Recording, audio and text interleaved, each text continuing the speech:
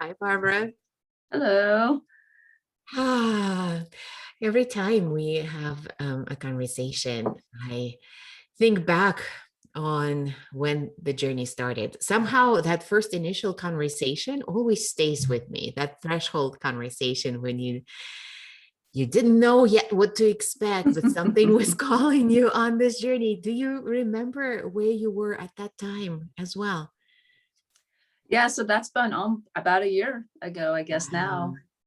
And so I'd gotten hold of your book somehow, and it just resonated with me. And I spent 38 years in the military, and I could never understand why I wasn't fulfilled by all of the accomplishments, all of the opportunities, the traveling, raising a family, having a marriage, all of the things that should have made me fulfilled, should have made me happy, and did not. And of course, like most women, thinking that it was something wrong with me, that I Yeah. was defective. I would even joke with friends about that oh, I guess that I'm just somehow broken or flawed because all of the things I've accomplished didn't make me happy. And then I realized that it wasn't me. Woohoo! Woo! And that yeah, that this is common in almost all the women that I know, obviously. Yeah. But no one had ever, I guess it never, no one had ever explained it the way that I could understand it. And that it clicked that the reason why all of the hundreds of self-help programs or books never worked, because it never addressed what was at the root of the issue, which was obviously PSD. Mm. And having been in the military for such a long time, I thought that I had, when I retired, that I had escaped any real trauma because I didn't have PTSD or I hadn't been raped or sexually assaulted. So I felt lucky to have escaped any real trauma, but I only to find out that all of those small traumas in your system over time had totally hijacked me, and left me feeling that I was not enough. Mm. Wow, that is such an earth-shattering discovery. Because here we are thinking I haven't had any big T trauma, any real trauma, right? Um, I didn't experience a violent rape or assault or combat. And to discover that, wait a minute, all these things, the micro things, call them microaggressions or micro traumas, or just the traumas of everyday life, both what we've experienced living as in women's bodies under patriarchy and what we've inherited, that has been affecting us. And that has been that frustrating invisible inner barrier between where we hoped we would be and where we were, not allowing us to feel fully happy and fulfilled despite the hundreds of self-help books and programs. Yeah, that's quite a discovery. And once you made this discovery, we got on this journey together. What difference did this journey make for you, or is it making for you? We're still on this journey. I'm so Right. grateful. um yeah, so I think that one of the things that really strikes me about the journey is that as I look around at the other women like myself who had been in the military or in male dominated fields, that there's this recognition that there's big traumas, right? There's lots of programs if you've been raped or sexually assaulted, or if you've had combat trauma, and those are as they should be. Those things should need to be addressed for people, but that's a fairly small percentage of the women that I know. Most women are in this place where they just think, well, I should be happy and I should be fulfilled by these things. They don't understand that all of the micro traumas, the microaggressions, all those things take a toll on you. And so it Mm. really has opened my eyes to how many of us are walking around in the invisible wounds that you can't see, that are so my my goal, I mean, the ongoing goal, I guess, of this program is to continue to do my inner healing, in the sense that recognizing that, yes, that first that I'm worth healing, that I have something to offer, and that that it's okay, it's safe to be around women, because that was another trauma, right? The Yeah. competition amongst women, and that you never felt safe with women because there was always this sense of one-upmanship. And I've even read books that talked about the natural competition between women for mates, and some of the other The natural. natural competition. And so I think that for me, now that I see how things are structured, I can't unsee it. Yeah. And so Yeah.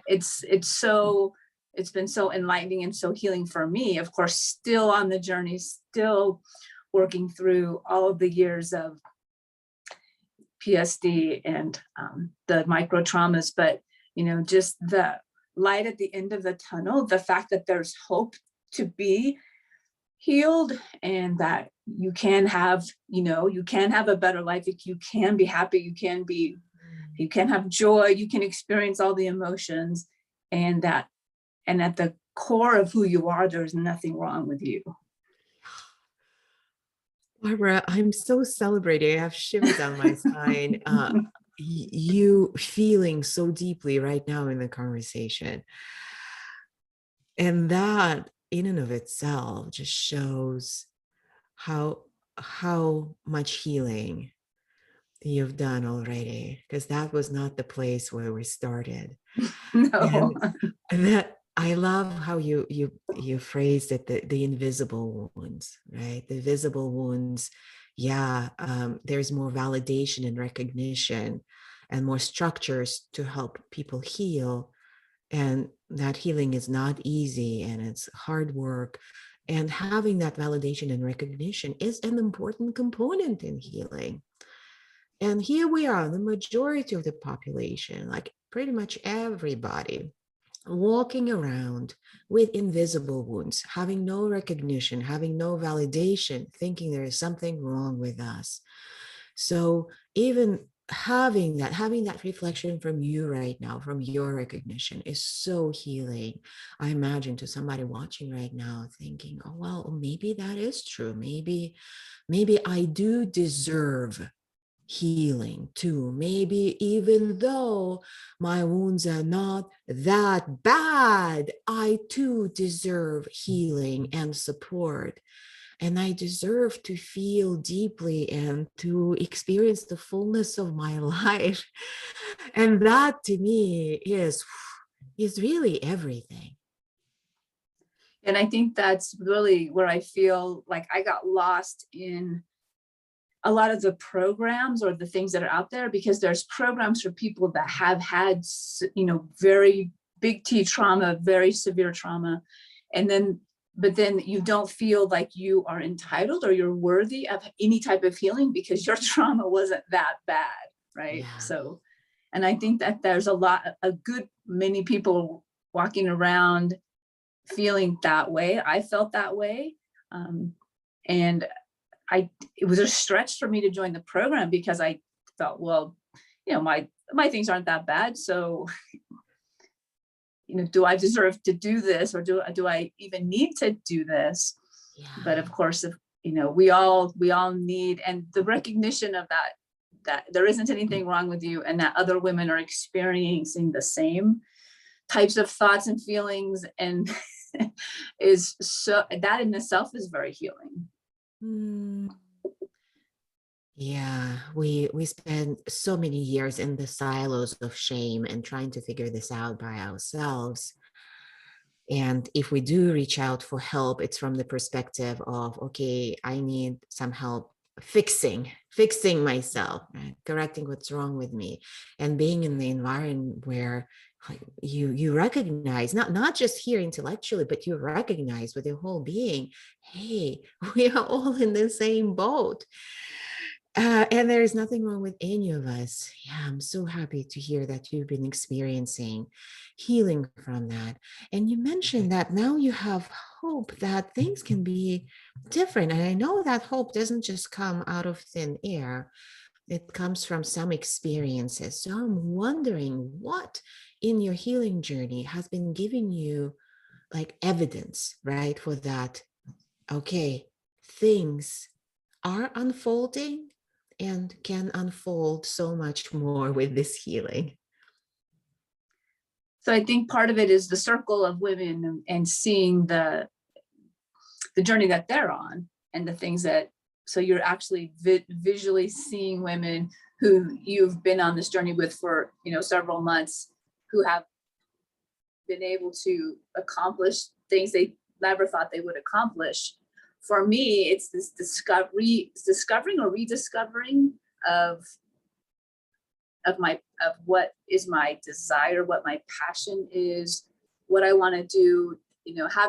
Having the opportunity to retire from the military and be in a position to not have to financially run out and find another job has allowed me the space. And in some ways, the pandemic has been really hard, but in other ways, it's allowed the space for a lot of us to do this work that we may not have had the space in our lives for previous to this. Yeah.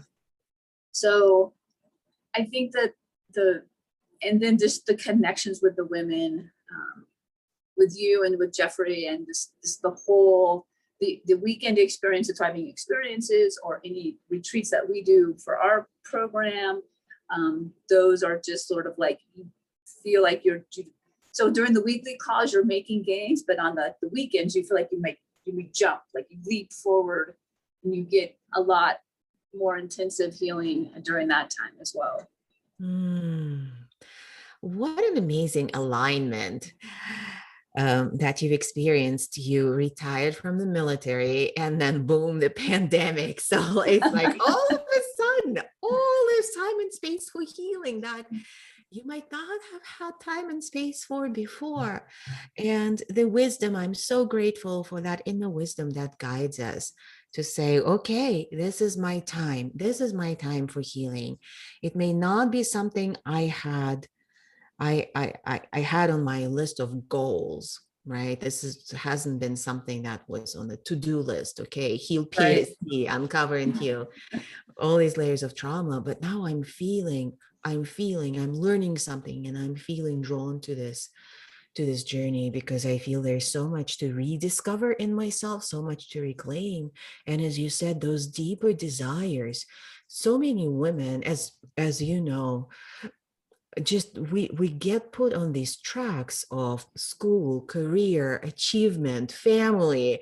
We're all in these duties on each track, as a mom, as a wife, as a career woman, in our roles.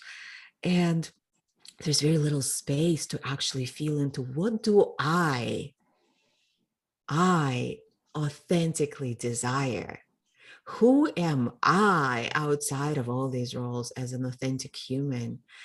And that's something that women, I find, come across sooner or later. Sometimes it's around midlife that whole reevaluation happens, because like we've played that game right to the fullest. Like, okay, now what? Sometimes it happens earlier, sometimes it happens, at whatever stage of life. And that awakening, I just want to really validate, like through your story, through what you've experienced, that it's such a sacred moment. Not to shut that down when that voice comes up. Well, who am I? What are my authentic desires? That dissatisfaction that brings up that voice is divine. It is sacred. Please listen to this. I'm so happy that you listened to this.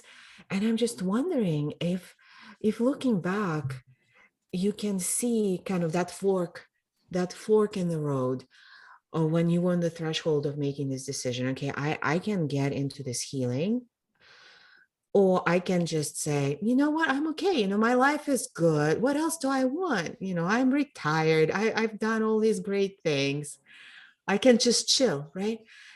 can you see kind of the path from that fork in the road down the path of, okay, I'm good, right? And the path to the journey. Like, what are your thoughts and feelings when you look back at that decision, that threshold moment? So in the military, I saw a lot of retired people just step right back into the Department of Defense in a different role. So like in some cases, they would take their uniform off one day and the next day show up at work in a suit, right? So there was no separation, or there was no delineation that, okay, they were just going to stay on the treadmill, going to stay on the hamster wheel, just keep doing the same thing. And I understand that because it's comfortable. Even though there are things about it that are messed up, it's still a comfortable place because you know what the expectations are, you know how to act and perform. I remember when I left, there's a process when you retire, right? And you go through these things, and the last time you drive out of the base and you're like, okay, now I'm retired, I'm done. I remember, I don't even know where this came from. Must have been divine timing or a divine intervention, that I don't want to do that thing that most people I had seen do. I didn't want to step right back into a different role, but doing the same things or being in the same system. I felt like there was something else. So I set an intention as I drove across the country, that I was not going to do that. And I was going to find something else, which I had no idea what that something else was or is at this point still. But the idea that there has to be, as if there was a yearning inside me for something more authentic, something more feminine for sure, right? Because in the masculine world, I felt like I had lost touch with that part of me, the feminine part. So my part of my healing is to bring that back into some sense of balance in my life. And then just magically, I saw the book, we had a conversation, and then the journey started. So I think that sometimes just setting an intention can start the universe working for you. Yeah, I get chills when I'm witnessing another example, another story that brings evidence of that. Exactly. You ask the right question. You set that intention that is coming from some place you don't even know where it's coming from, but it is here. It is undeniable. I don't want that. I don't want the hamster wheel. I don't want the treadmill. No, thank you. This is not for me. I want something different. What it is, I don't know yet, but I know I don't want that. And this is magic. This is a magical catalyst, because then help begins to appear. These breadcrumbs begin to appear. Oh, here is a book, here's a conversation, here is an environment, a community to support you in discovering what it is. And that discovery is a deep journey. If we think about undoing all these years and all these layers of just being on the treadmill. And as you said, it has been comfortable. It's comfortable. It's a comfortable place. So in all of us, I think that we can probably all relate to this, being in a place we know that parts of that are messed up and unsatisfying, but it's still comfortable. And that comfort kind of buries underneath it the authentic fullness of us. And as you said, parts of your femininity and other parts. And it's scary to discover. Those layers don't just go away overnight. Go away overnight, because they've been keeping us functional and achieving and succeeding and performing at the highest level for so long. So it is a big journey, and this is a message to everybody watching. If you're finding yourself at the crossroads, this is not a journey to go alone. To undo all these layers, it does require a safe container. Does that resonate with your experience, Barbara? Like, could you see yourself unpacking this by yourself through reading the books and just doing a reflection and contemplation? Well, absolutely not. like we talked about before, if you could have done it, you would have done it. And I think there, at least in the masculine environment that I lived in, there was a lot of shame surrounding reaching out for help. You know, there's a lot of talk in the military about reaching out if you have, you know, PTSD and some issues, but there's still a lot of shame and career ramifications if you do reach out for that help, right? So you're taught to go it alone, right? And so I think that, you know, I remember moving and I had boxes of books that I got rid of, self-help books, because, you know, each one promised the, you know, the result you're looking for, promised that you would be that, but what it all was just wrapped up in a masculine push just to push through and to, you know, and to like, if you, and that's why you're left feeling like that something's wrong with you, because you can't just push through. You can't, I mean, you can only expend so much energy for those things, right? Without, and it's like this loop that you're in. Oh, I'm going to start this program and read this book. And then you get excited about it. And then you start it. And then you realize it's unsustainable because it is not how you're designed. You're a woman, you're different. You're very cyclical. You're a lot different than men. And even a lot of men I know found those books to be disingenuous in that it makes a lot of promises, just like I feel like the patriarchy makes a lot of promises to people, especially to women. If you just do these things, you'll be happy. And so you do the things, and then you find that it's all empty, and that it's just a big lie, basically. But it just keeps, you know, it's the matrix. It keeps the system going. It keeps the system perpetuating. And someone is getting rich. Somebody is making money off all of these things. But yeah, historically, women's labor has been free. It's a very recent development that women can even have a paid job. And of course, there is still a pay gap, and it's very recent.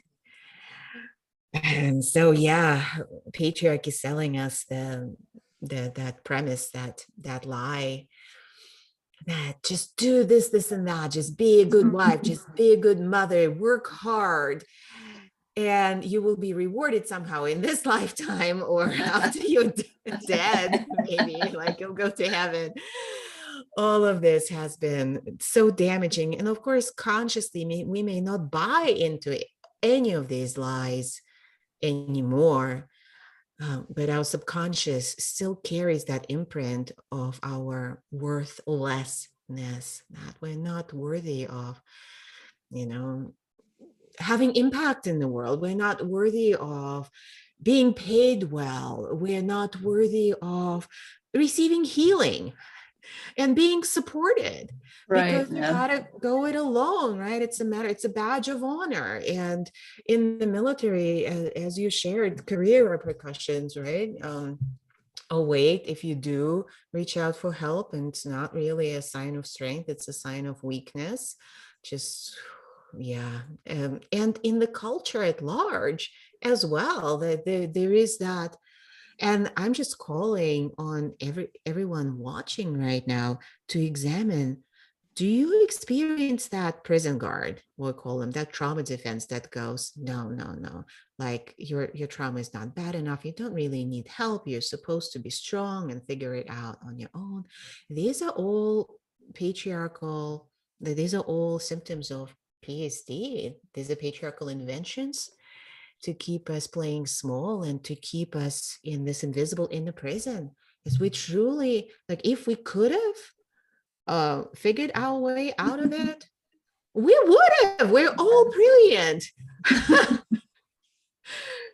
Yeah, so it's very anti-patriarchal. It's very rebellious. It's very anti-status quo to even say and be in this place of vulnerability of saying, you know what, maybe I could receive help, not because I'm messed up and I'm broken, but because I want a fuller, deeper, more amazing life. That is reason enough to receive help. Not only people who are like bleeding and dying and just in complete dire straits are entitled to receive help. We entitled to receive help because we want to expand, and our expansion actually serves the world on a much higher level than our playing small. Yes. Yeah, and I think that's the message, is that you are totally worth it, and you are entitled to have your own healing, right? And that took me some time to come to that place, that I felt I was entitled to have my own healing, and that to stop listening to the patriarchal messaging, and discover for myself that there was the way to live a fuller, better, more rich life than being stuck in the loop of feeling like there's something wrong with you and trying to mask those feelings with, pick a coping mechanism, Yeah. working out, eating, drinking, binge watching Netflix, whatever, because, you just get tired of the voices in your head telling you you're not enough. Yeah, exactly. Yeah, pick a coping mechanism, fill in the blank. We've all done that. There's no shame in that. And yeah, I think shame is another thing that's like such a big barrier in people really receiving help. It's like admitting to their failure somehow, like or shame in not being grateful enough because your life is so good. Why can't you Right. just be happy? And all of that is just such cruel BS. It's just not true. We all carry trauma in our systems. It's not our fault. There is no shame in that. And there is no shame in seeking relief in any way that we can. And there is a way to find deeper relief. And yeah, you are entitled to it. You're worth it. I'm so grateful that we get to explore and discover these things on this journey together, Barbara. And I know I've been seeing you like week after week on this journey, just come more and more into who you are, into your fullness, into your expression, into your emotions, into asking for more, desiring more, reaching for more. Um, if you were to like kind of like looking at yourself in front of you, like if you were to look at yourself on the screen, starting the journey on the threshold, and yourself now, what message do you have for yourself starting the journey? Like message in the bottle, right? What's different? What's possible? And at this crucial threshold decision making moment, what would you like for her to know?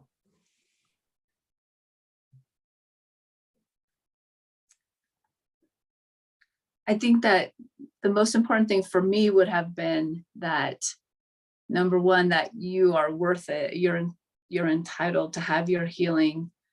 You're entitled to have your desire, right? Whatever it is, which is taking me some time to discover, because it gets very well hidden by all of the patriarchy.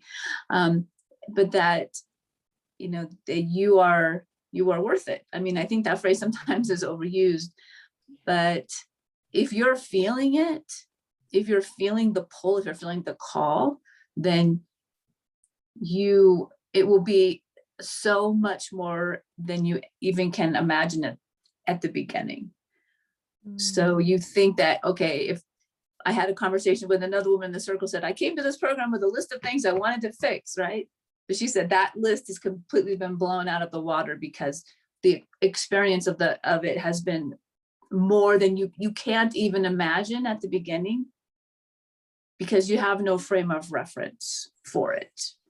So it's so much more valuable than anything you've done before, or anything you may do in the future, that puts you on this path to your own healing, to discovering who you are.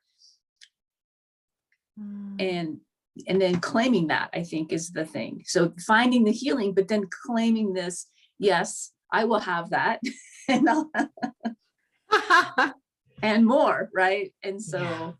and that's the message, that it may seem it seemed a little intimidating to me at first, because I didn't think I was that deep, or that I was that woo woo, and some of the stuff seems, because there's shame around some of these things that the patriarchy likes to put. Oh, that says, but yeah, it's yeah, I discovered a whole rich banquet, if you will, of things that was so much more than I had ever anticipated. Oh, thank you, Barbara. It's such a joy being at the banquet with you and savoring these delicious offerings, really truly from our deepest authentic places that become available to us through this healing work. Thank you so much for Yeah, being on thank this you. journey with us and sharing from your experience. I look forward to continuing and seeing what other offerings appear on the banquet table as we Yes. journey forward. Thank you. Thank you.